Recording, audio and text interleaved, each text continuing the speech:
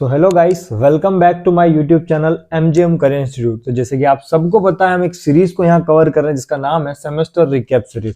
इस सीरीज के अंदर हमने बहुत सारे सब्जेक्ट को यहाँ पर मैं स्टार्ट कर दिया है पहले ही। आज फिर हम एक नए सब्जेक्ट को स्टार्ट करने जा रहे हैं जिसका नाम है फंडामेंटल्स ऑफ मैकेनिकल इंजीनियरिंग, या फिर जिसको हम कहते हैं एफएमई। इसके अंदर हम 5 यूनिट्स को कवर करने वाले हैं, जिसमें आज हम सबसे पहले कवर करेंगे यूनिट 1 जो कि है इंजीनियरिंग मटेरियल्स। ठीक है भाई, बाकी की 5 यूनिट्स भी हम इसके बाद कवर करेंगे।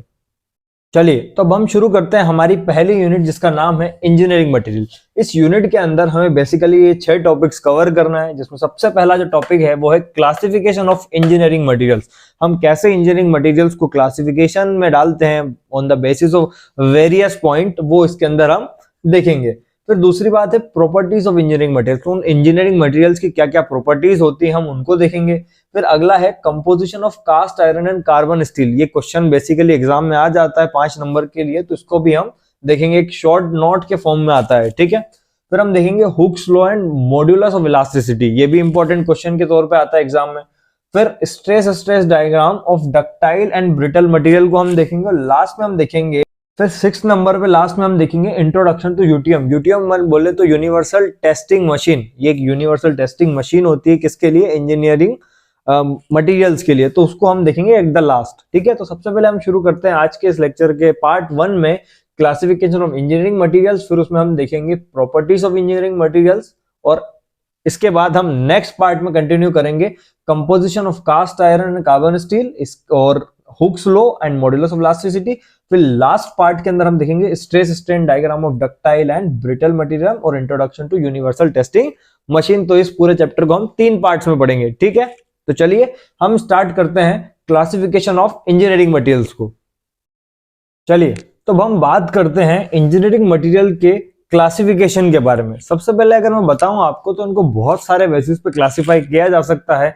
जैसे कि मैंने यहाँ कुछ लिखे हुए मेटल और नॉन मेटल के बेसिस पे।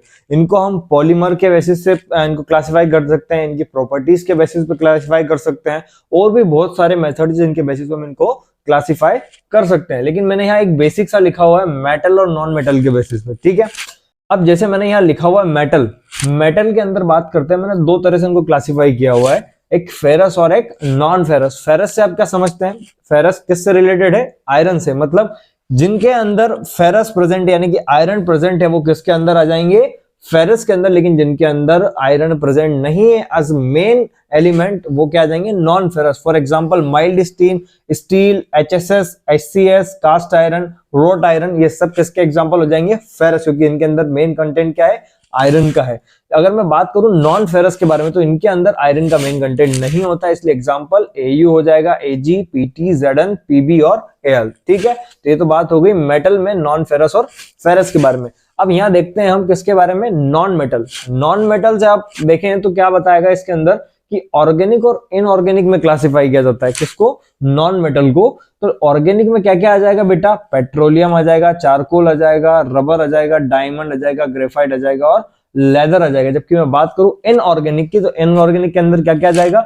सेरेमिक, सीमेंट, मिका और वुड। ठीक है, तो ये बेसिक सा एक क्लासिफिकेशन है जो आपको ध्यान में रखना है। एग्जाम में आए तो आप उसको लिख के आ सकते हैं। ठीक है, ये अगर आएगा तो 2-3 नंबर के लिए आएगा इसका क्लासिफिकेशन। लेकिन अगर बड़ा आता है क्लासिफिकेशन तो आपको एक बेसिस पर क्लासिफाई नहीं करना होगा, आपको इनके अलावा भी बहुत सारे क्लासिफाइंग टर्म्स यूज करने पड़ेंगे, जैसे कि सेमीकंडक्टर, या फिर कह सकता हूं उनकी कंपोजिशन, या फिर मैं कह सकता हूं उनकी प्रॉपर्टीज के बेसिस पे क्लासिफाई किए जाएंगे। ठीक है, चलिए अब इसके बाद हम देखते हैं इसकी प्रॉपर्टीज। चलिए तो हम देखते हैं mechanical properties of engineering material. हमने क्या पढ़ा अभी तक? हमने पढ़ा था इंजीनियरिंग मटेरियल्स का क्लासिफिकेशन। ठीक है, अब उस क्लासिफिकेशन के बाद हम देखते हैं कि इनकी मैकेनिकल प्रॉपर्टीज होती क्या है और कितने टाइप्स की होती है। सबसे पहले बात करें कि मैकेनिकल प्रॉपर्टी होती क्या है, तो देखो यहाँ लिखी हुई है एक स्टैंडर्ड डेफिनेशन कि it refers to the physical characteristics that determine how a material behaves under applied forces और लोड्स। ठीक है, तो लिखी हुई है स्टैंडर्ड फॉर्म में।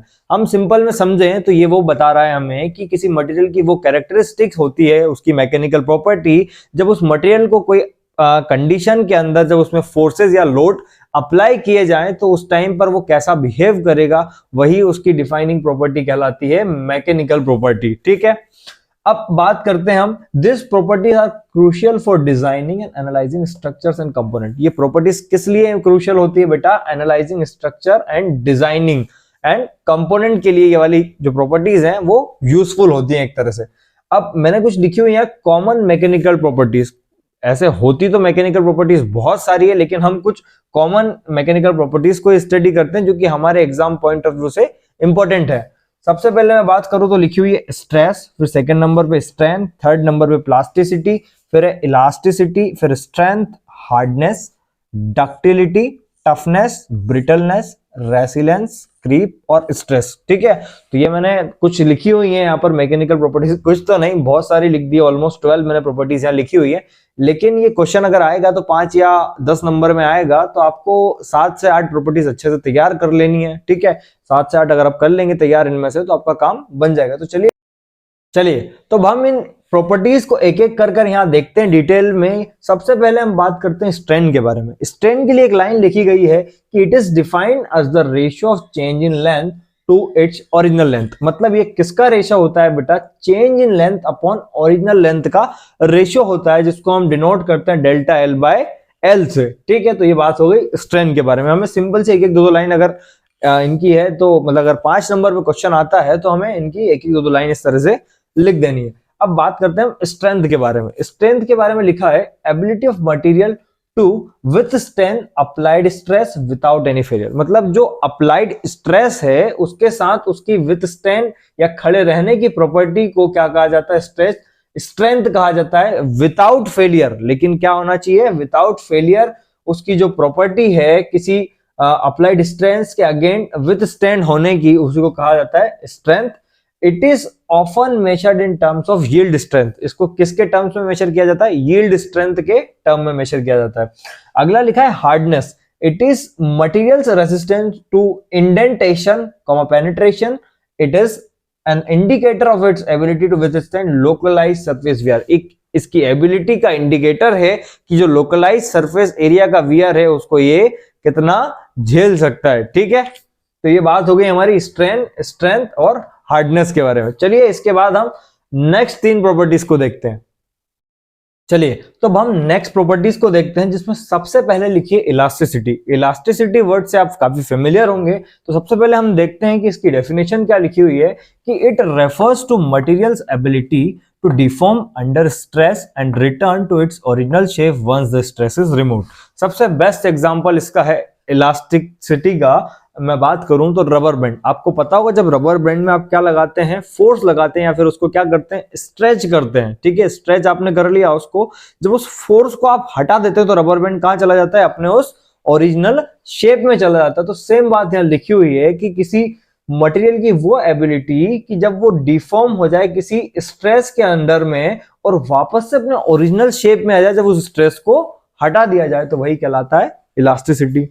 अब देखते हैं डक्टिलिटी के बारे में। डक्टिलिटी में देखिए लिखा है the ability of material to deform under tensile stress without fracture और ब्रेकेज। मतलब किसी टेंसाइल स्ट्रेस के अंदर किसी मटेरियल की वो प्रॉपर्टी जिससे कि वो क्या हो जाए? डिफॉर्म हो जाए बिना कोई फ्रैक्चर या फिर ब्रेकेज के, तो वो क्या कहलाता है? डक्टिलिटी। अब जो डक्टिलिटी वर्ड लिखा है, आपने डक्टिलिटी वर्ड सुना होगा क्लास 10th के अंदर, अगर आपको याद हो तो आपने 2 वर्ड वहां सुने होंगे, डक्टिलिटी एंड मेलेबिलिटी।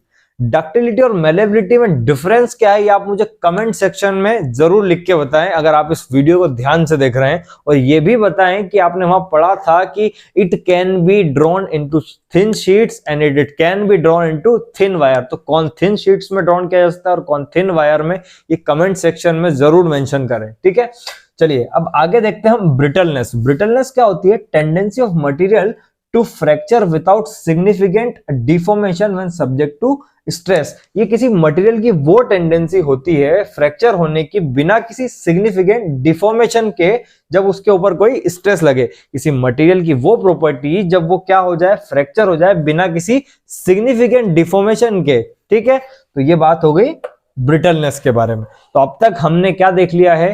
इस चैप्टर के पहले लेक्चर में हमने देख लिया क्लासिफिकेशन ऑफ इंजीनियरिंग मटेरियल्स, फिर हमने देखा क्या मैकेनिकल प्रॉपर्टीज होती क्या है और वो कितने टाइप्स की होती है और कौन कौन सी होती है। ठीक है, तो ये तो बात हो गई इस लेक्चर के बारे में। अगले लेक्चर में इसका बचा हुआ जो पार्ट है उसको हम कवर करेंगे और उसके नेक्स्ट पार्ट में चैप्टर को हम कंप्लीट कर लेंगे, मतलब टोटल 3 पार्ट में चैप्टर को हम कंप्लीट कर देंगे। तो आज हमने एक नया सब्जेक्ट उठाया था, और भी नए सब्जेक्ट्स उठाने वाले हैं हम। ठीक है, नए चैप्टर्स को पढ़ेंगे, नए नए टॉपिक्स को पढ़ेंगे। अब तक हम सिविल इंजीनियरिंग, मैकेनिक्स और ओएमपी को अपलोड कर चुके हैं कुछ चैप्टर्स उनके, तो अगर आपने वो नहीं देखे तो अब तक उनको जरूर देखें और अपने दोस्तों के साथ जरूर शेयर करें। आपने अभी तक इस चैनल को सब्सक्राइब नहीं किया तो सब्सक्राइब जरूर करें, क्योंकि ये चैनल सिर्फ और सिर्फ आपके लिए बना है, तो इसका भरपूर फायदा आपको उठाना चाहिए। तो चलिए फिर मिलते हैं एक नेक्स्ट वीडियो में एक नए टॉपिक के साथ। तब तक के लिए धन्यवाद।